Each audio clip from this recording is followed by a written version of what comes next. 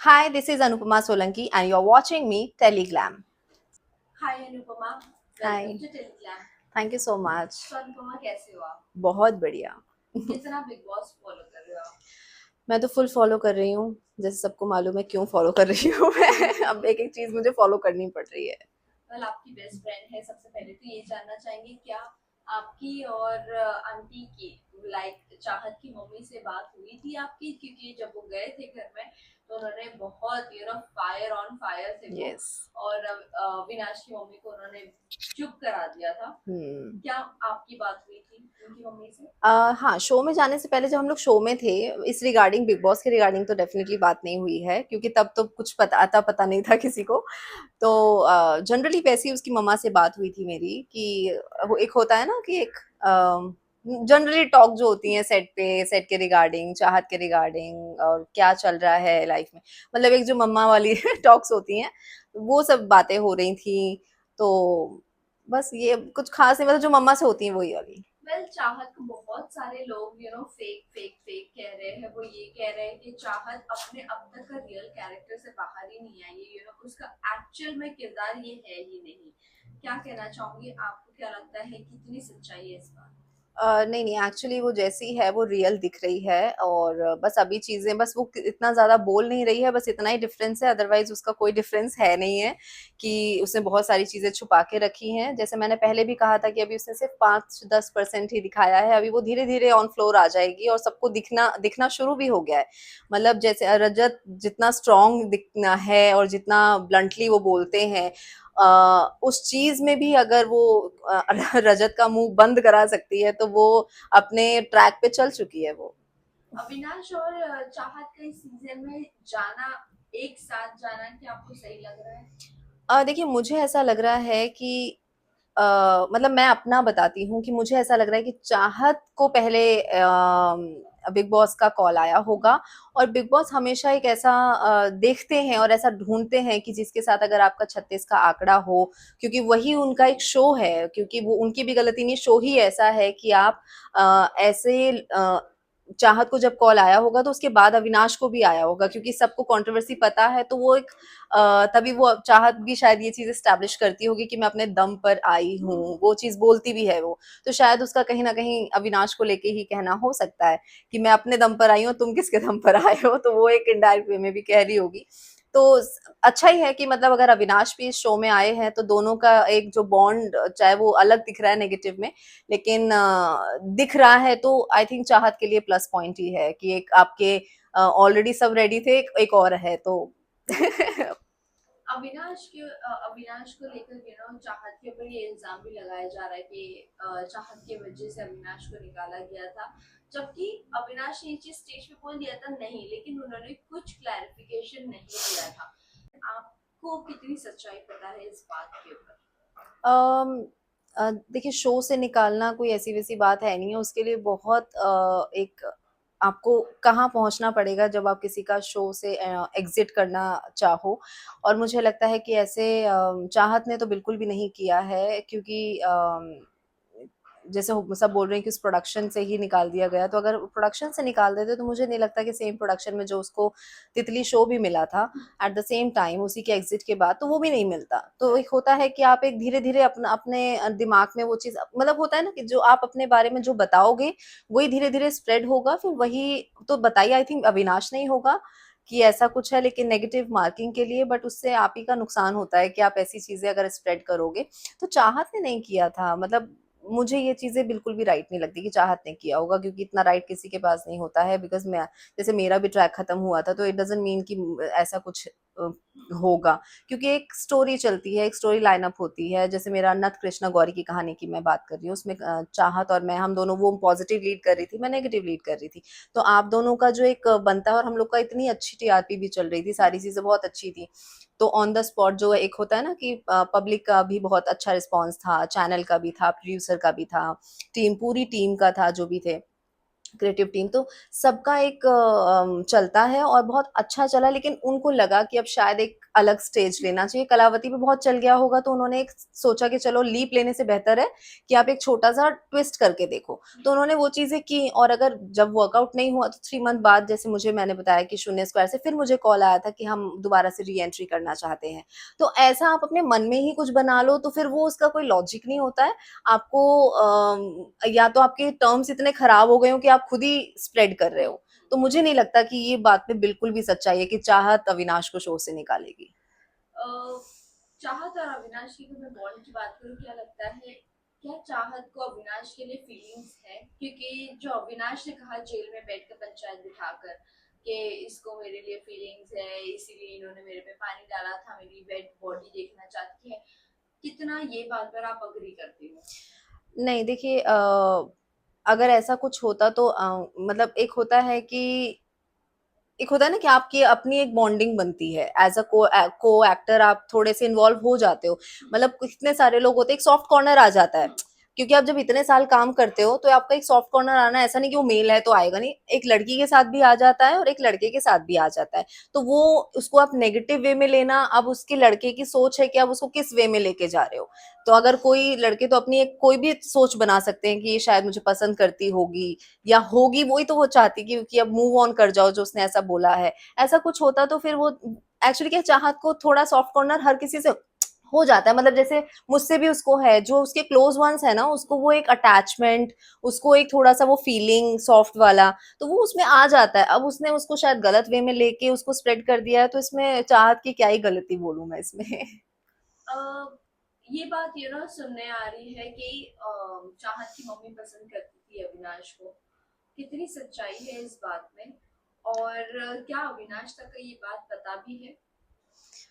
Avinash sir, अभी देखिए, सच्चाई तो जहाँ तक मैं उसकी मम्मी को जानती हूँ तो मुझे नहीं लगता कि एज अ पर्सन शायद उनको पसंद करती हूँ कि लड़का अच्छा है, क्योंकि आप एक इतना हम्बली मिलते हो अगर आप किसी के पेरेंट्स से, तो आपका एक सॉफ्ट कॉर्नर होता है ना कि मम्मा को अच्छा लग जाता है कि भाई लड़का अच्छा है, अगर हो तो देखेंगे बाद में। तो ऐसे वर्बली अगर उनकी मम्मी ने बोल दिया हो और ये चीज शायद अविनाश ने सुन ली हो या यही चीजें उसको बढ़ा चढ़ा के स्प्रेड किया हो, तो हो सकता है। मतलब मुझे, पर जहाँ तक उसकी मम्मा को मैं जानती हूँ तो वो थोड़ा-सा उनका ना, जैसे मैंने बताया कि जो चाहत है वो पॉलिटिक्स में भी गई थी, तो उनकी मम्मी का ही जो चाहती हैं करना, वो सब चाहत के थ्रू वो करवाती है। करवाती हैं और वो करती हैं। मतलब उनको पसंद है कि भई मेरी लड़की इसमें जाए, और अगर उसका इंटरेस्ट होगा तो फिर वो जाती भी है। मतलब उसकी मम्मा उसके लिए बहुत कुछ है, और उनकी मम्मा जैसे सबको मालूम है कि उनके फादर नहीं है। तो एक होता है एज अ मदर कि आप उनको जितना ऊपर पहुंचा सको, जितना सक्सेसफुल आप बना सको आपके बस में, क्योंकि वो थोड़ा गांव फैमिली से आई है, बहुत ही लो बैकग्राउंड से है, तो उसको उसकी मम्मा का इतना सपने देखना, क्योंकि वो चाहे किसी हद तक पूरे ना कर पाई अपनी चीजों में, लेकिन आप अगर अपनी बेटी के थ्रू कर रहे हैं तो उसमें कोई गलत बात नहीं है। मतलब और वो भी चाहत तब करती है जब उसको भी अच्छा लगता है। तो उसकी मम्मा का सही कहना है कि जो जा रहा है सही ट्रैक पे जा रहे हो, और आज उसकी मम्मा की वजह से चाहत पांडे को लोग जानते हैं। अ, एक बात उसने कहा था अविनाश ने, गवार गवार गवार, जो चाहत की मम्मी ने आके क्लियर किया कि गांव की कोई बात ही नहीं थी जो आप गांव को खींच रही हो। उनकी मम्मी ने उनकी बेटी को ये चीज के लिए सुधारा। हम्म। लेकिन जिस बात का उन्होंने इतना बड़ा ड्रामा बनाया था, फिर बाद में रजत ये लोग सब आ गए, और फिर वो, अगर उनकी मम्मा नहीं आती तो माइट भी एक रॉन्ग इम्प्रेशन पड़ता अविनाश के ऊपर। गवार जरूर बोला था लेकिन गांव वालों को नहीं बोला था। ये बात को लेकर आपको क्या कहना है, और कितनी आर्गुमेंटेटिव है चाहत? देखिए, गँवार का मतलब ही एक ऐसा हो जाता है कि आपने जो नीचे स्तर वालों को ही एक इनडायरेक्ट वे में बोल दिया।